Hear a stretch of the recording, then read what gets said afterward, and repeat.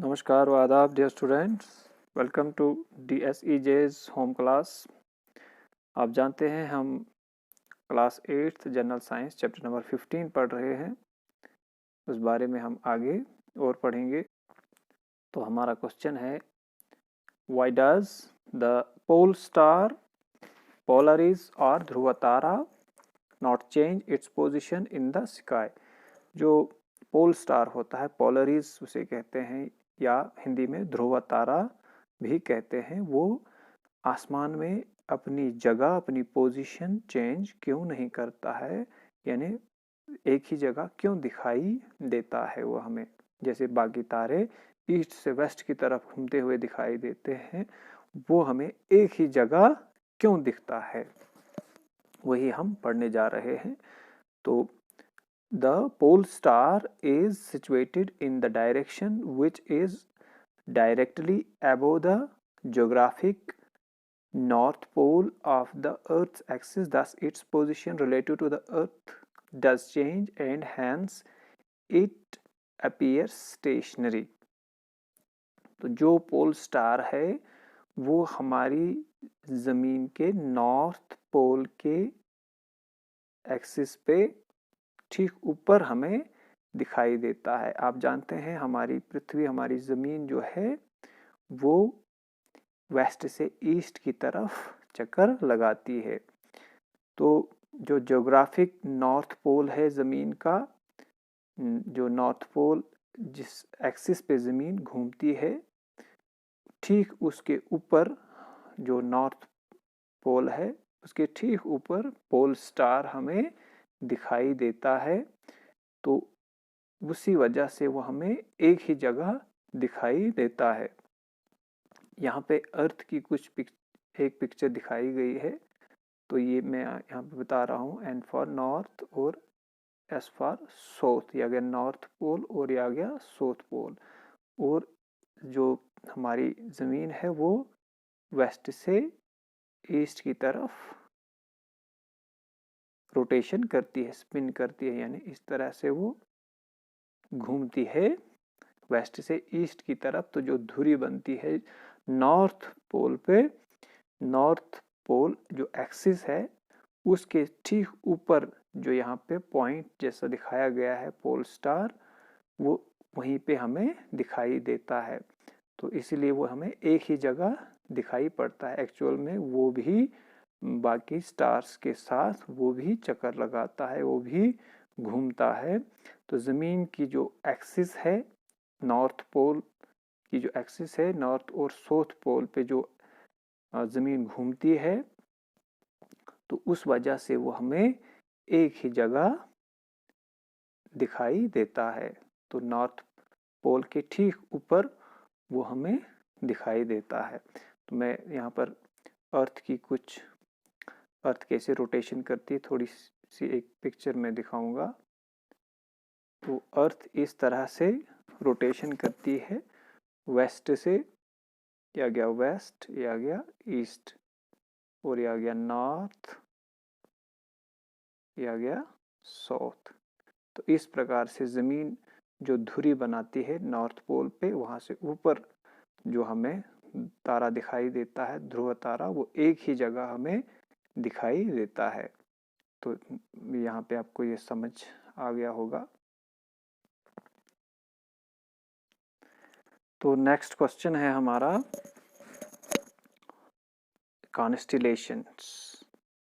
Constellations के बारे में हम पढ़ रहे हैं।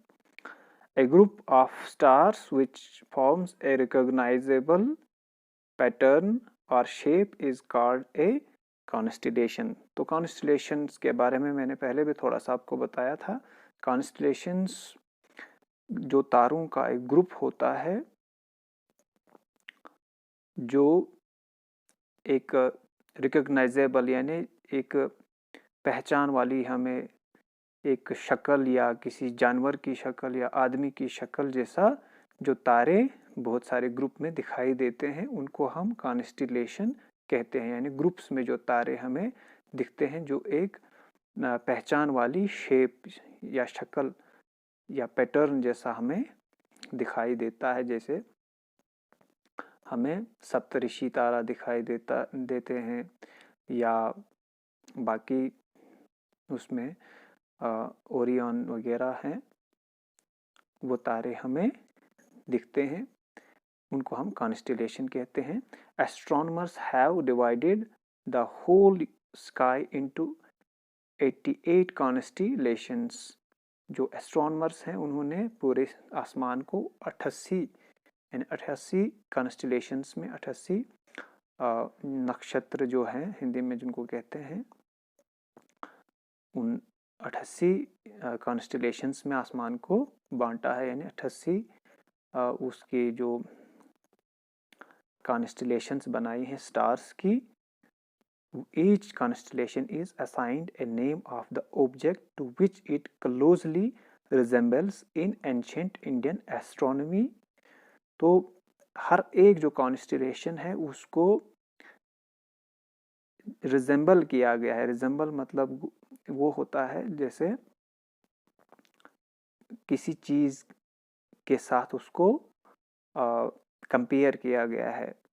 मान लेते हैं कोई आपके पास कड़छी जैसी है, या कोई शिकारी है, उसकी शक्ल के वहाँ पे वो तारों का ग्रुप दिखाई देता है, या कड़छी टाइप के कुछ तारे हमें दिखाई देते हैं, और भी बहुत सारे वहाँ पे कॉन्स्टेलेशंस जो इंडियन एस्ट्रोनॉमी है, एंशेंट यानी जो प्राचीन काल की जो हमारी भारत की जो एस्ट्रोनॉमी रही है, जो क्या कहते हैं खगोल के बारे में जो जानने वाले रहे हैं, उन्होंने अलग अलग नामों से उन नक्षत्राज को, उन कॉन्स्टेलेशंस को उनको डिवाइड किया है। तो इस बारे में और हम पढ़ेंगे आगे। In ancient Indian astronomy, the constellations were known as nakshatras। तो भारत की जो प्राचीन एस्ट्रोनॉमी है, जो माहिरीन फल्कियात भारत की, हमारे देश की जो साइंस है, जो खगोल के बारे में या हमारे अंतरिक्ष के बारे में जानते थे, उन्होंने इन कॉन्स्टेलेशंस को अलग अलग डिवाइड करके उनका नाम नक्षत्राज दिया। तो बहुत सारे चीज़ें, बहुत सारे जानवर और भी बाकी जैसे घोड़ा, कुत्ता, मछली वगैरह, या आदमियों की शक्ल के वो जो तारे हैं, उन जो नक्षत्राज थे, उनको कॉन्स्टेलेशंस में डिवाइड किया, और उन जानवरों या बाकी जो भी चीज़ें थी उनके साथ उनको कंपेयर किया, रिजेंबल किया, ताकि उनकी हमें अच्छे से पहचान आ सके उन कॉन्स्टेलेशंस के बारे में। तो A few of the prominent constellations are discussed below। कुछ यहाँ पर हमारे पास जो मुख्य तौर पर जो प्रमुख कॉन्स्टेलेशंस हैं उनके बारे में यहाँ पे डिस्कशन की गई है। पहला है उर्सा मेजर और बिग डिपर और विराट सप्तऋषि। उर्सा मेजर या बिग डिपर या हिंदी में संस्कृत में इसे विराट सप्तऋषि कहते हैं। तो सप्त मीन्स 7 और ऋषि मीन्स सेजेस या साधु आप कह सकते हैं हमारी इंडियन एस्ट्रोनॉमी के मुताबिक, जिसमें 7 तारे हैं। यहाँ पे आप ये पिक्चर देख सकते हैं जिसमें 7 तारे हैं। इसको सप्तऋषि तारा कहते हैं या उर्सा मेजर कहते हैं, जिसमें 7 तारे हैं। 1 2 3 4 5 6 7 ये 7 तारे आप इसमें देख सकते हैं इस डायग्राम में। तो और भी मैं आपको इसमें बाकी कॉन्स्टेलेशंस की पिक्चर्स दिखाऊंगा। ये जानवरों की शक्लें दिखाई गई हैं, यानी इन जानवरों की शक्ल के तारों को ग्रुप्स में डिवाइड किया गया है। ये इंडियन एस्ट्रोनॉमी के मुताबिक आप देख रहे हैं। ये यहाँ पर उर्सा मेजर को आप यहाँ पर देख रहे हैं, बिग बियर की सूरत में भी, यानी एक बड़े भालू की तरह भी आप देख रहे हैं यहाँ पर। और भी बाकी आप देख रहे हैं जिनके बारे में हम आगे और भी पढ़ेंगे। ये यहाँ पे देख सकते हैं कुछ सांप की तरह तारे आपको दिखाई देंगे,